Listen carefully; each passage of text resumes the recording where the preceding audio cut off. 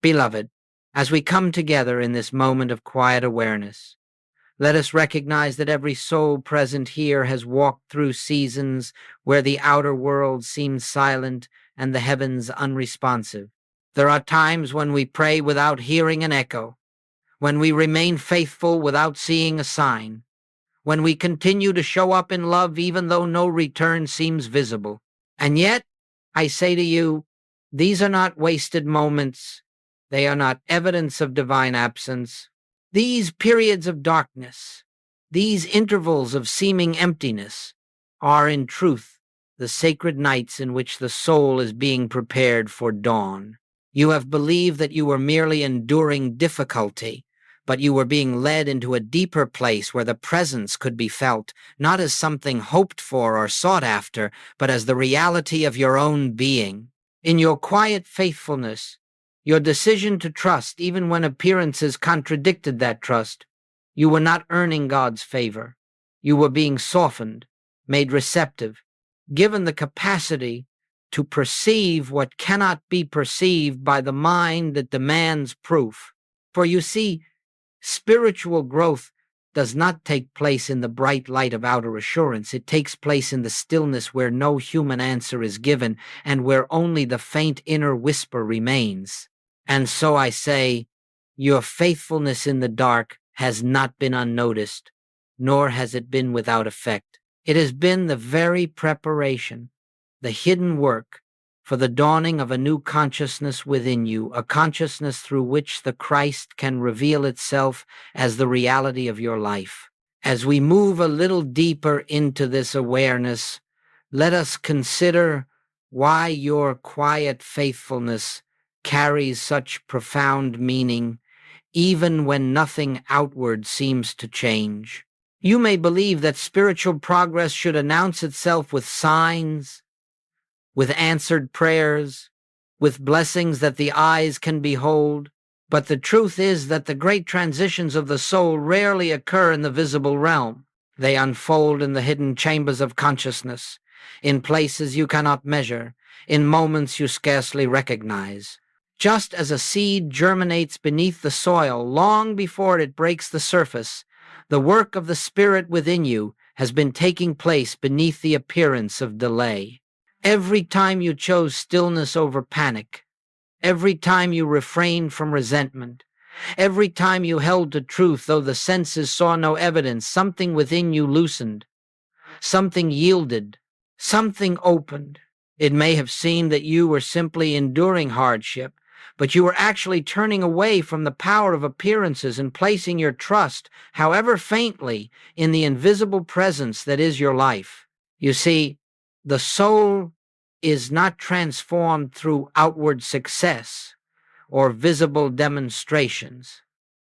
It is transformed each time you refuse to be governed by fear, each time you decline the invitation to believe you are separate from the source. In these small, unrecognized moments, consciousness shifts, and that shift prepares the way for the recognition that the kingdom of God has never been absent, but has been waiting for your inner sight to become clear enough to perceive it. Now let us come gently to this central theme, for no word has been more misunderstood in the history of spiritual teaching than Christ, and no experience has been more misinterpreted than what has been called Christ consciousness. Many believe it to be a mystical height one must climb to, a spiritual reward bestowed only upon the advanced or the worthy. Others imagine it as a supernatural power descending upon them from afar. But Christ consciousness is none of these things. It is not an attainment, and it is not an achievement.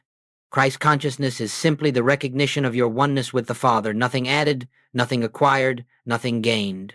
It is the quiet inner knowing that the life of God is the life you are living, that the mind of God is the mind expressing itself through you, that the love of God is the love that flows as your very being.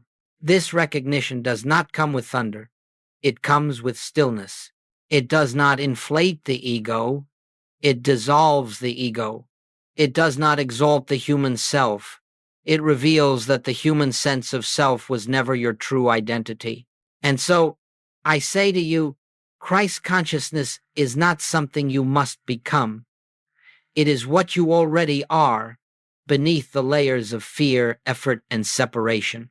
It is the timeless reality of your being, awaiting only your willingness to see. When Jesus declared, "I and the Father are one," he was not describing an exclusive relationship. He was describing the truth of existence itself. And when that truth begins to dawn within your own consciousness, not as theory, but as realization, you discover the freedom, the peace, the clarity that have always been your inheritance but could not be perceived while the senses insisted upon a self apart from God. Christ consciousness is not a destination. It is the unveiling of what has forever been present at the core of your being. Let us look now at what has been taking place within you, quietly, secretly, beyond the reach of your senses.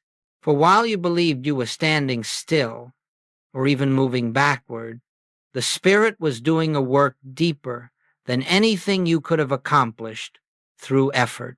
You may have thought your prayers were unanswered, but in truth your own consciousness was being prepared to recognize what no outward answer could ever give you. Each disappointment, each delay, each closed door was loosening your dependence on the world of form. Every moment in which you felt you had nothing left but silence was softening the surface mind so that the deeper awareness might come forth. What you called darkness was in fact the dimming of the ego's insistence. What you call waiting was the slow dissolving of the belief that you must manage life by human strength. You see, the Spirit cannot reveal itself in a consciousness loud with self-will, crowded with desire, or dominated by fear, and so in ways you did not perceive. The false images of a separated self were being thinned, worn away, emptied out. The belief that you were the one responsible for keeping your world intact began to fade, and in that sacred fading, a space was created, an inner openness where the presence could be felt, not as something to be invited, but as the reality that was never absent. Do not think lightly of this hidden work. It is the very foundation of illumination. Long before light breaks upon the surface, the roots must deepen, the soil must soften, the seed must surrender to the invisible process taking place within it, and so it has been with you. The Spirit has been preparing you to receive what you could not have borne earlier, the recognition that the life you have called your own has always been the life of God expressing itself as you. And now, as this inner work begins to bear fruit, there come certain gentle indications, not dramatic, not sensational, but unmistakable to the soul, that Christ consciousness is beginning to break through the layers that once obscured it. You may notice first a quietness within you, not produced by effort, not maintained by discipline, but arising naturally as if from a deeper place. Circumstances that would once have provoked fear or agitation no longer hold the same authority over your mind. You find yourself responding softly to situations that formerly stirred you to anxiety. There comes, too, a subtle compassion, not willed, not practiced, but flowing like a gentle stream from a presence that seems to be living your life for you. You sense a certainty, not the certainty of belief, which argues, nor the certainty of emotion, which fluctuates, but the certainty of truth silently known. It does not ask for agreement, it does not need validation, it simply is. And with this certainty comes an easing of your desire to control outcomes. You begin to realize that life unfolds according to an intelligence far greater than the personal mind. And so the impulse to force, to push, to manipulate begins to dissolve. You notice moments of spontaneous gratitude, gratitude without reason, gratitude not tied to events, but rising like incense from the awareness of being held by something infinite. There may even be fleeting glimpses of presence, a sense that something sacred is here, closer than your breath, nearer than your hands and feet. These are not experiences to cling to. They are signs that the veil of separation is thinning, that the recognition of oneness is dawning. Christ consciousness is not arriving from outside. It is emerging from within, quietly, gently, as your own true self coming into remembrance. As this dawning awareness begins to reveal itself, the question naturally arises, how shall we cooperate with this inner breakthrough? And the answer, dear friend, is far simpler than the human mind imagines. For the Spirit does not ask you to do more, it asks you to do less. It asks you to cease striving, to relinquish your attempts to force spiritual experience, and to rest in the truth that the work is already being done within you. Whenever the sense mind urges you to try harder, simply pause, become still for a moment, and turn inward, not with effort, but with receptivity. You are not seeking to bring God into your life. You are recognizing the presence that is already here. And so, let your moments of silence be just that, silence. Do not fill them with affirmations, nor with supplications, nor with attempts to declare truth into existence. Truth needs no declaration. It needs only recognition. Let the sacred words, I and the Father are one, arise within you, not as a tool to achieve something, but as a quiet acknowledgement of what is. If you find yourself grasping, release the grasping. If you find yourself seeking signs, surrender the need for signs. If you find yourself trying to feel spiritual, recognize that such trying itself is the veil. The Spirit is not reached through effort, but through yielding. As you navigate your day, allow decisions to arise from the inner peace rather than the anxious mind. Let guidance come not from debate or analysis, but from that subtle sense of rightness that flows when you rest in the presence. And if at times you falter, simply return without judgment, without striving, to the awareness that the kingdom is within you. The breakthrough is not yours to manufacture. It is yours to allow. And the more gently you allow, the more naturally the inner light reveals itself as the very life you are living. As this inner shift becomes more established, you will discover that life itself begins to take on a different quality, not because the outer world has suddenly transformed, but because you are no longer meeting it from the level of the anxious self. You may still encounter challenges, for life in this world presents its appearances to all, but those challenges no longer possess the capacity to disturb the depths of your being. You find yourself moving through circumstances with a quiet steadiness, as though an invisible foundation supports you from within. You speak less from reaction and more from clarity. You listen not only to words, but to the presence behind them. You begin to notice that the desire to secure outcomes, to prove yourself, to manage every detail, loosens its hold. Decisions arise more naturally, more peacefully, almost as if they are being made through you rather than by you. Prayer becomes not a request or a bargaining, but a gentle communion, a resting in the awareness that the life which animates you is the same life that governs all. You begin to sense that you are not the architect of your journey, you are the transparency through which divine intelligence expresses itself. This realization brings humility, not pride. It brings freedom, not ambition. You may realize that you no longer crave the approval of others, for your security does not come from their opinions.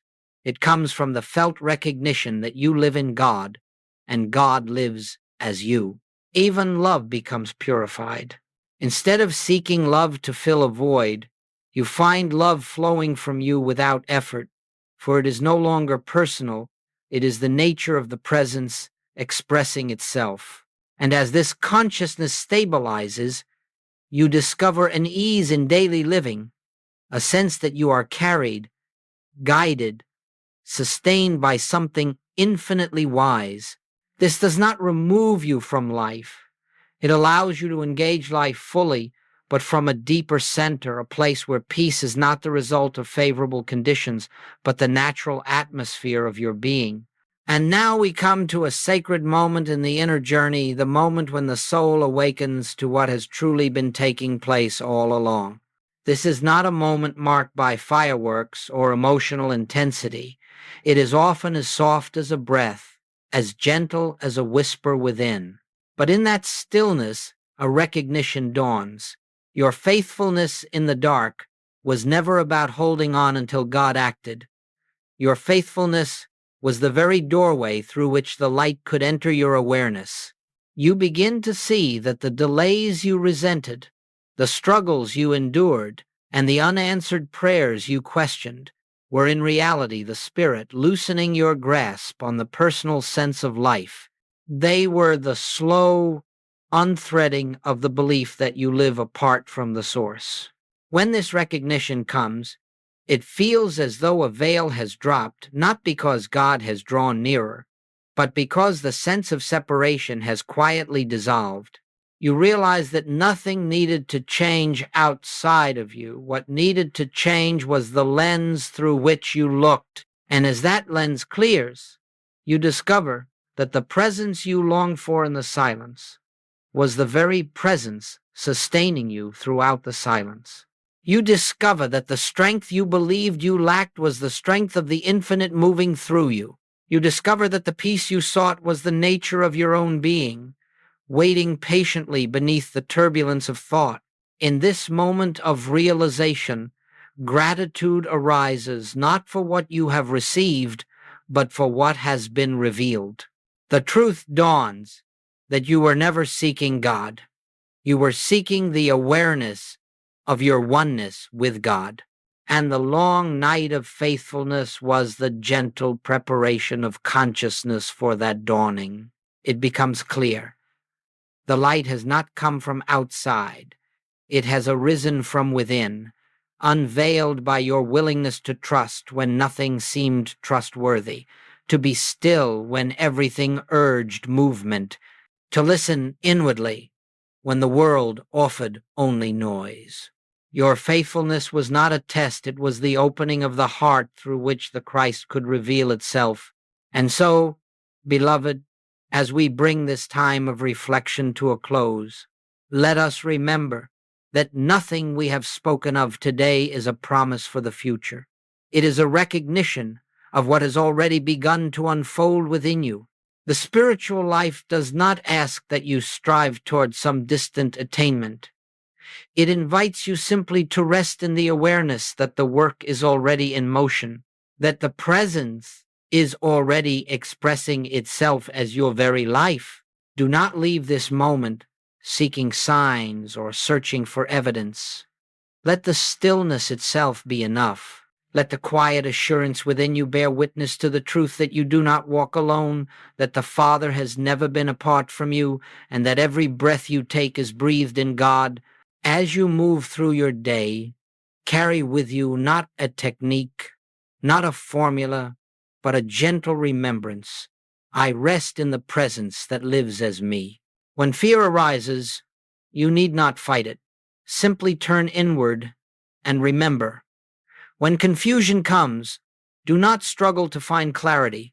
Allow the inner light to reveal what needs to be known.